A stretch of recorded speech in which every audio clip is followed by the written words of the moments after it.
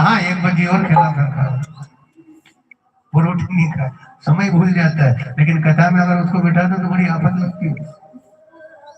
और ये नारद जी जो कहीं जाते हैं, ठहरते नहीं है, वो बैठ करके कथा के जजमान बन गए, कथा और वो लोग कथा सुना रहे हैं जो कहीं जाते ही नहीं है साहब, वो जाकर के कथा सुना रहे हैं। सनत कुमार गंगा के तट पर बैठे, सुंदर आसन बनाया, भागवत की कथा का श्रवण हुआ, भक्ति भी बैठ गई, ज्ञान भी बैठ गया, वैराग्य भी बैठ गया, और उस कथा के प्रभाव से भक्ति और जवान हो गई, ज्ञान वैराग्य की बेहोशी दूर हो गई, होश में आ गए, ज्ञान भी बढ़ गया, वैराग्य भी बढ़ गया। क्योंकि देखो, जब आप कथा सुनते हो, भक्ति का कोई काम करते हो, तो निश्चित रूप से आपके मन में, तन में और वातावरण में भक्ति बढ़ती है, और जिसके मन में भक्ति बढ़ जाएगी उसमें ज्ञान स्वतः पैदा हो जाएगा। और इस भागवत को सुनने से भक्ति जवान हो गई, ज्ञान वैराग्य बेहोश हो रहे थे तो इनकी बेहोशी दूर हो गई। लेकिन एक बात बताओ कि अगर कोई पापी आदमी हो और वो कथा सुन ले तो